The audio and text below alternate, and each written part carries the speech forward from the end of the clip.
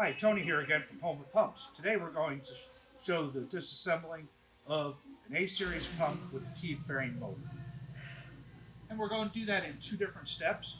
We're going to show the motor coming off and looking at the upper bearing if we were going to do a cable change. And we'll show you the reassembling of that. And then after that, we'll go into the lower end, showing the upper seal, lower seal, and the impeller change on it. So we're back and we're going to start disassembling the motor side of this, the top end, to replace cable. First thing I would do is I would be marking my housings. This way it helps on my reassembling later and aligning these bolts. So I would just mark it with the white paint marker. And I would start removing the 6 bolts that hold it in place. Similar to the GRP that we did earlier. We'll look at these when we get them apart. Just like the GRP, we have bolts that are going through the motor housing, bearing housing, oil housing into the volute, and a bolt that's just holding the motor to the bearing housing. So there's 2 different sizes, and you can see that. You look, this one is short and just going into the bearing housing. This one is longer and it's going through the motor, bearing housing, oil housing, and into the volute. All right, so our bolts are out and we're going to start by removing the stator housing up off of the bearing housing. And as we're lifting, we have to be careful because we have a leak sensor in this pump. So if you remember, we were talking about that previously, that we're going to have to disconnect that as we lift this up, so you don't want to yank this off. So we're going to lift it up slowly until we can see it, and we can see the wire here. We're going to drop this down, and we're going to disconnect this, and you can tell, you got to push down on this little tab and disconnect the plug. And lift the housing off. Be careful that we don't touch the rotor onto the winding. You don't want to chip the winding. Right, now we have the stator housing safely removed from the rotor, and we've exposed 2 O-rings and our leak sensor. At this point, if you needed to replace the leak sensor, this is when you would do it. It takes a 17mm wrench. You would undo it, and at that point you can just kind of spin it out, lift it out. There's plastic fiber washer. Again, just like our oil plug washers, if you remove your leak sensor and you need to replace it, you should be replacing this washer at the same time. You can tell that there's your probe coming out. It's pre-cut. So when you order this, you would order it for the specific pump that you have. So at this point, you would have your new one, you'd have a new washer, you would put it on, you would screw it down, tighten it,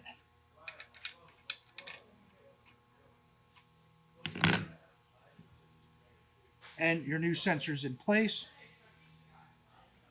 All right, so we talked about our leak sensor. Now we're going to be at the point to where if we were doing a cable change because the cable got cut, wet, we were replacing it for a different length, we would do that at this point because it's exposed. Everything's here, tucked up behind the stator itself. What I want to show is if you look up top, if you remember I was talking about that tab washer, we could have the tab washer, we could have a wave washer. Again, this had the tab washer. So you can see it up in that housing, and it goes into a certain location, and that's what I want to show you. All right, so now we're going to talk about this locking washer again. You can tell it is similar to a wave washer because it is giving it that bearing and that outer race of preload. So, but there's a certain way that this goes into the housing when we go to reinstall it.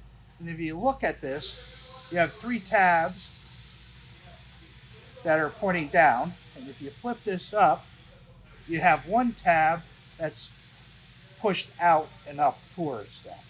So if you look inside our housing, and I don't want to stick my hand in there yet, but you can see a notch up in that housing where this notch here slides into to hold this washer in place to keep it from rotating. So I'm going to just stick my hand up in there and just show you again where it goes, and then I'll show you how we put that in. I just put that up in there until I feel it lock into that. Okay? And it sets up in there like that. So there's two ways we can put that to keep it in place. And it doesn't have to stay in place for any length of time. It just has to stay in place long enough so we can get this housing assembled, because then it stays in place. So again, there's two ways we can do that. One is by using a little bit of grease to hold it in place for us. The other is we can use a little two-part epoxy done with it. Okay? For today's purposes, I'm going to use grease because I may be taking this back apart again and I don't want to be using epoxy.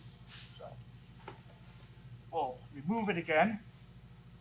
And again, I'm just going to put the grease on the back side of this with the tab that's on the inner side of it and facing up. Just add some grease, just enough to hold it in place. Again, that's our tab. We're going to line it up into that piece up there, the cutout for it. Bring this up. I'll take a look, and I should be in place there. And we'll find out if the grease worked when we lift this up and get ready to set it back onto the housing.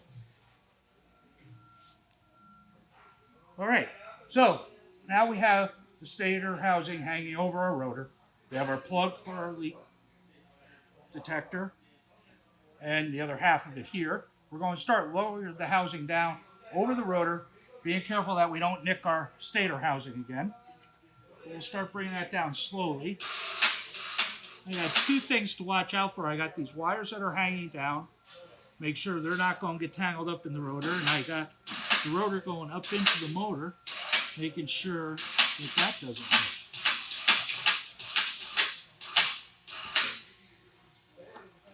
At this point, I'm going, you look at it, I have a little locking, which is going to line up with that there, so, or excuse me, with this here, so I know exactly how the plug goes together. And I'm going to plug it in. All right. And then I'm going to take these wires and I'm going to tuck up inside here. Okay. This way, I'm sure I'm not going to pinch it. And I'm going to lower it. And remember, I'm going to have this marked so I know where the alignment is going to be. And I'm going to bring it down slowly. Again, making sure I'm not touching any wires. And I'm going to lower it down. I can take T-handle, screwdriver, anything that I can get into these holes. And just make sure I'm lined up.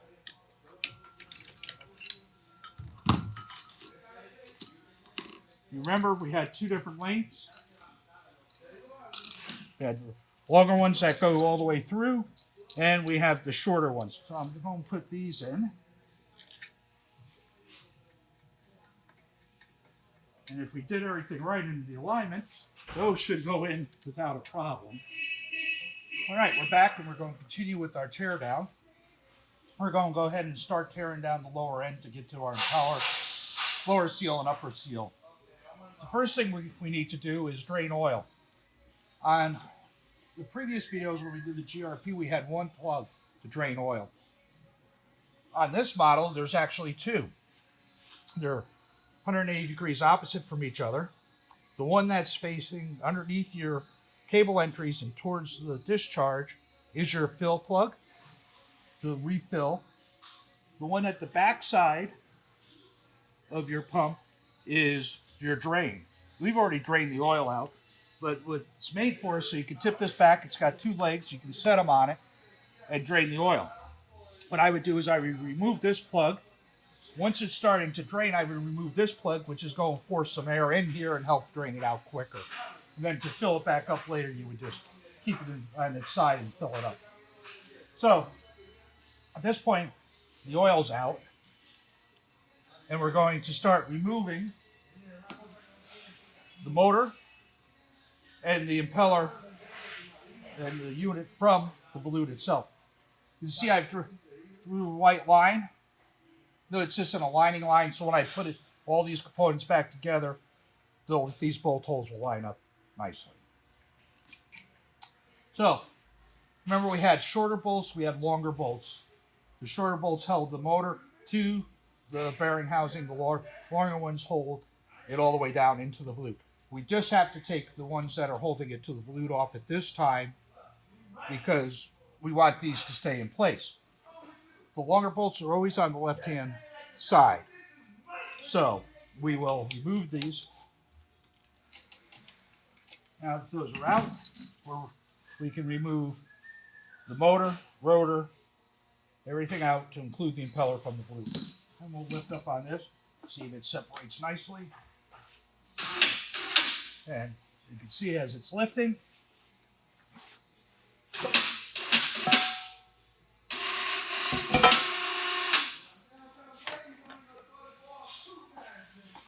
move the volute a little bit. And if you look inside the volute, we have our wear ring. We'll set that over to one side. All right, now we have the pump out of the volute, laying on its side, and we can go ahead and start to remove the impeller. If we look at the impeller, it's also an M8 hex bolt up in there. So we're going to get our socket wrench, put on here. Again, you can see that it's going to turn on here. If I was in the shop and I had an air gun, I could take an air wrench to it and it'd come off pretty quick. Here, you can get a piece of wood, wedge in there, try to hold it and tap on this to get it to move. That's what I'm going to do here.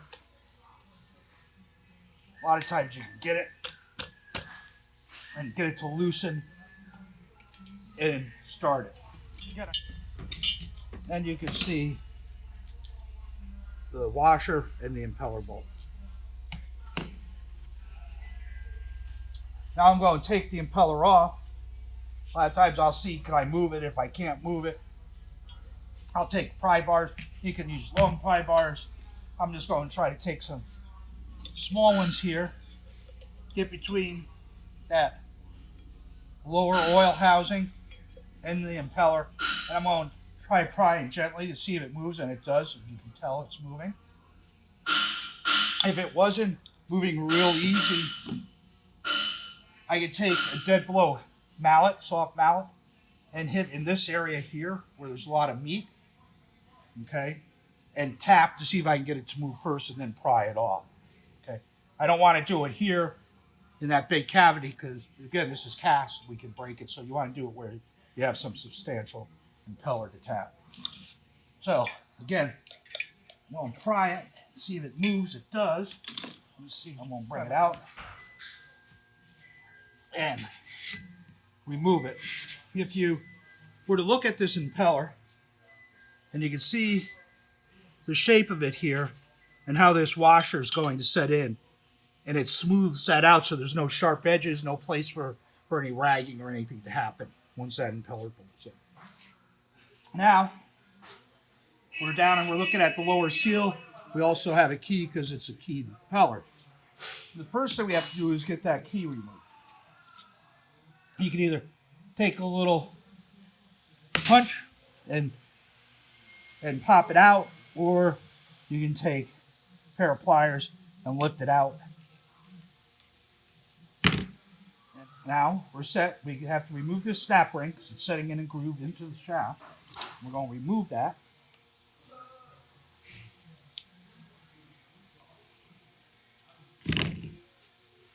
Removing the snap ring.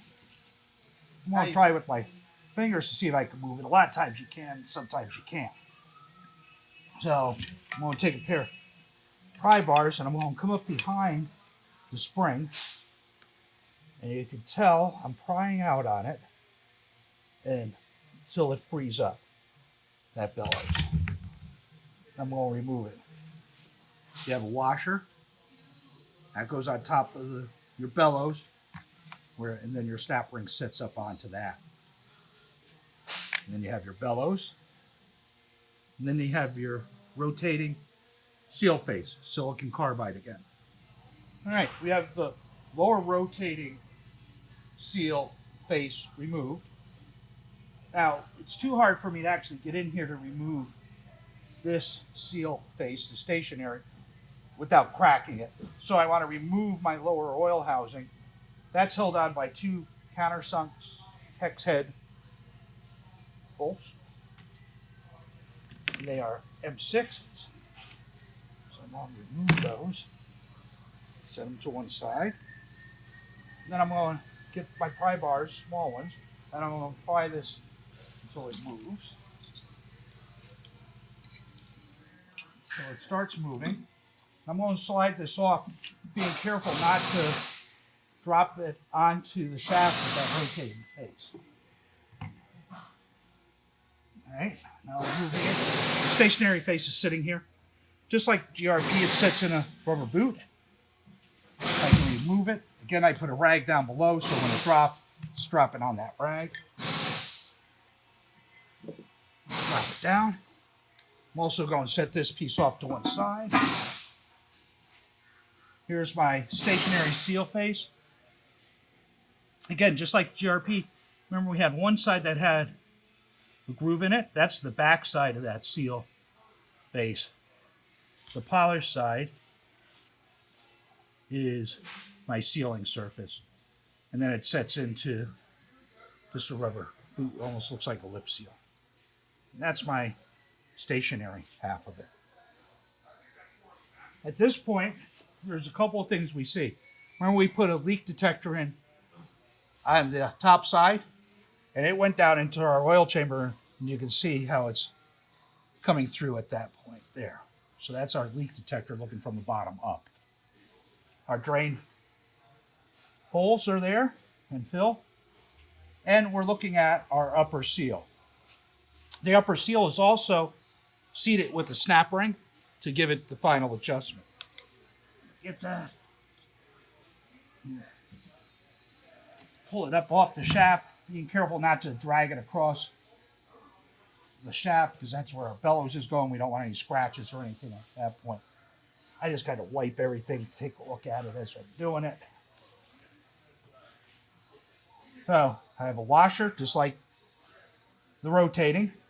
It goes behind the snap ring. And then I have my rotating upper seal face. Again, I'm going to try with my fingers to pry that off. And then I'm going to grab and pull. That is my rotating of my upper seal. Again, silicon carbide, bellows.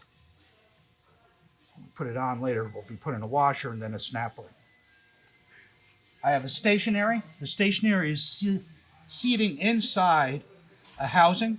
That housing is there as a bearing cap as well as the housing for that stationary portion of that upper seal. So I'm going to remove that because, again, I can get this out if I work at it, but chances are I'll break that seal. It's just easier taking that plate off. So we'll remove these. They're an M5.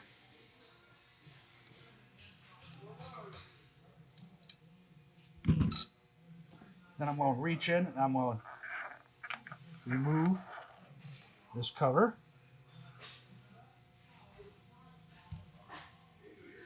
Again, just pushing it. Set up just like the lower seal. It sits in a boot. Again, silicon carbide. You set that there. The other thing you're able to see at this point is our lower bearing. All right, so we disassembled down to the lower bearing. And that's as far down as we're going to go on this disassembly. So now we're going to start reassembling.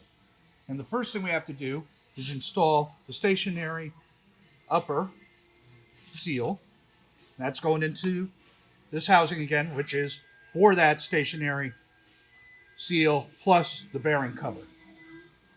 So we have an O-ring behind there. Again, I always put a little bit of soap on O-ring just to make sure everything slided together nicely and I'm not going to roll up over anything. I'm also going to add a little bit of soap to this seat because I want it to set up in here, and it's a little bit easier with the soap, so we'll add just a tiny bit of soap there. Again, I use soap because I want it to go away. Now, I have a seal tool that I can press this into place.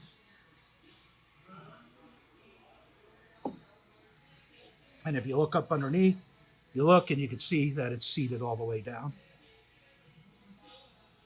So now I'm going to get ready and I'm going to slide this cover up on. I'm going to be careful not to hit these edges of the shaft because, again, silicon carbide, very brittle. I'm going to put it up here. Get my 4 bolts, M5. I'm going to put those on. Start them by hand, it's just a little bit easier. Once I get them started, I'll bring them up. And again, I don't tighten any one down all the way. I just bring them all up until they're touching. And then I'm going to tighten them down crossways.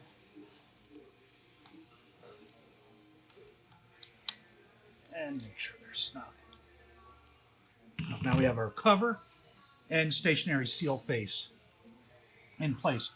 Our next piece is to put our rotating seal face on. Kind of turn the shaft, make sure it spins nicely, which it does. Wipe it off, make sure I have no debris. I'm going to take my rotating face. Again, I have a bellows here. It's got to slide that length of that shaft. So I'm going to put a little bit of soap in here just to help it slide it along. I also want to put a couple of drops of oil on the seal face. So when the two are face to face and we start it up, we're not going from 0 to 1800 RPMs in a split second in the amount of heat that we're going to generate at that point. I like having a little bit of lubrication between those faces.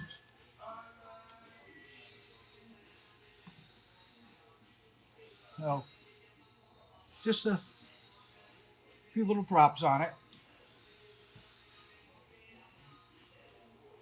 Then we'll bring it up. We'll start to work it on the shaft.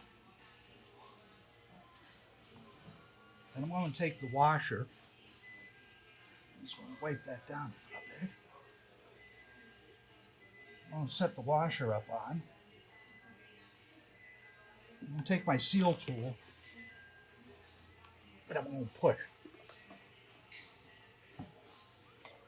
I'm going to get my snap ring. Now, you want to bring the snap ring up as close to here as possible. You don't want to bring it to here, let loose your snap ring pliers, and then drive it on the shaft, because you'll start scratching the shaft. So you want to try to bring this up as close as you can. Then I'm going to tap it lightly with my tool to seat that snap ring.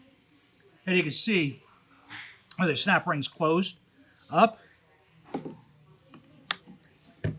I'll take a screwdriver once it's in place, and I can look around it here. And I just take it and put the end of the screwdriver in one of the holes, and I tap it. You can see how it's turning in here. And I do this just to make sure that I'm in that groove and that snap ring is set. Upper seal's in. The next piece that we're going to need to do is install the lower housing, oil housing, after we put in our stationary seal.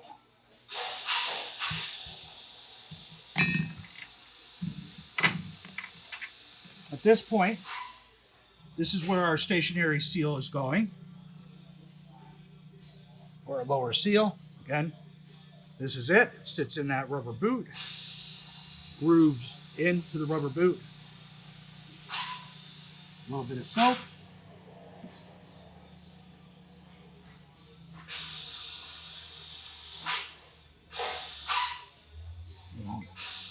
Bring it over here, and we're going to put it in place. My seal tool, I'm not hitting it, I'm just pushing down to make sure it's seated.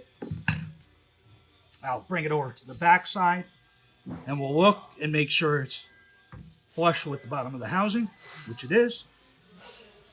And now that's our lower stationary seal faces in place. At this point, I'm going to set this housing up on. Remember, I have to be careful not to hit it. Silicon carbide, brittle, will break it. I should have a mark here and a mark here. That should get us lined up.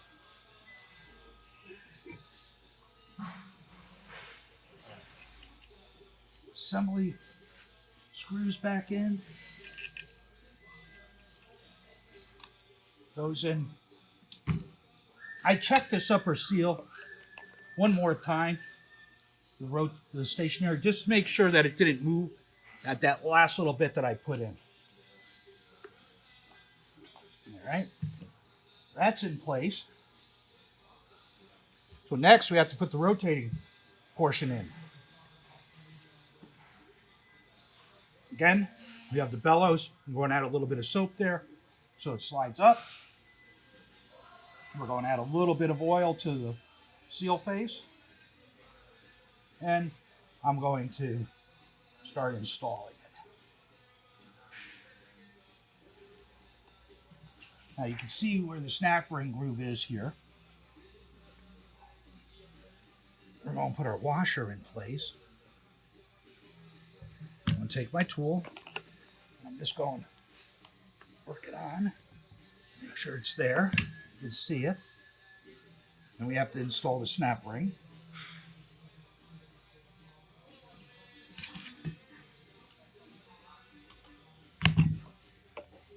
You'll get it there. We'll use our tool to hopefully set it. You can see how it's closed up here. Again, we're going to take a screwdriver. Make sure that it spins in there and that it's totally seated. Now we're assembled down to that lower seal. At this point, we're going to install the impeller. We have a key.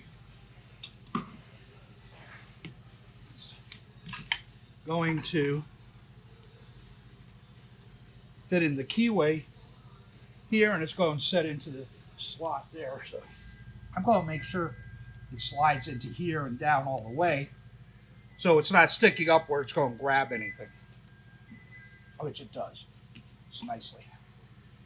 Again, I'm not going to use any Loctite or anything there, but what I can use is some anti-seize. It makes life a little better later on. And we just put a little bit. We're going to get our impeller. I'm going to line up keyway on the impeller to the key. And I'm going to come here, start to set it. Now, I have it started on here.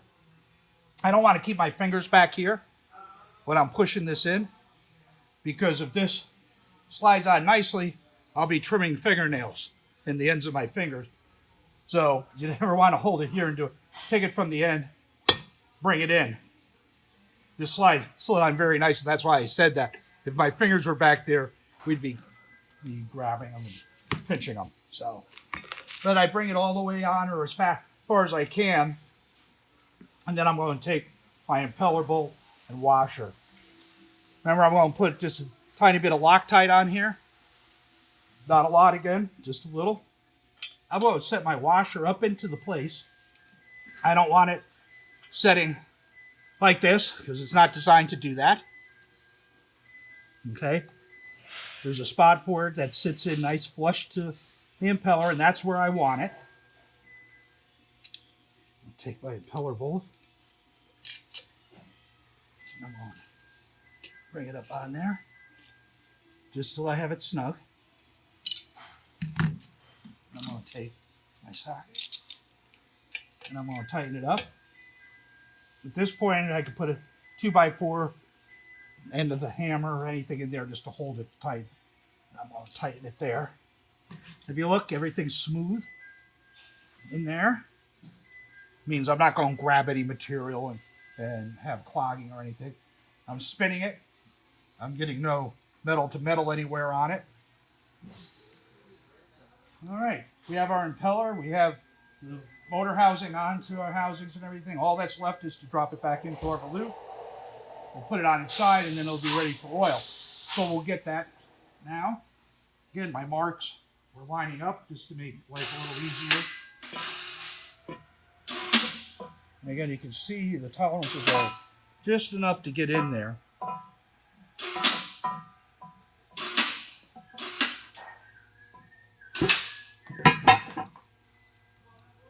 You can feel it drop into that wear ring.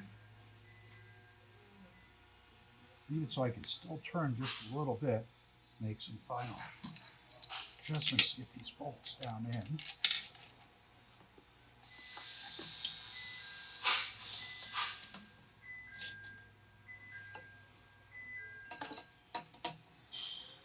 Okay, at this point, I would be raising it back up. I would be laying it over, resting it on the feet here, making sure that our drain plug is in with the new washer that goes there. I'd be flipping it on the side so this plug, our fill plug, is facing upward and the discharge is facing upward. And I'd refill to the right quantity, and then I'd put a new fiber washer there and put my plug in, and we're done reassembling the pump. The last thing I'm going to do is I'm going to see if I can get my hand in here. If I can't, I'm going to spin the impeller and make sure it spins freely. If I can't get my hand in, I'm going to lift it up high enough to where I can look up underneath and I can spin it and make sure it spins freely and it's not dragging. This way, when I put it back in, and if for some reason it doesn't start right away or it feels as though it's locking up, I know that it's spun by hand, so it can't be interference with that way. So that concludes our disassembling of the top end of the pump and the lower end, changing our seals and impeller. So that concludes today's teardown. Come back soon and we'll probably be taking care of replacing the cable on this and rewiring. Thank you for joining us.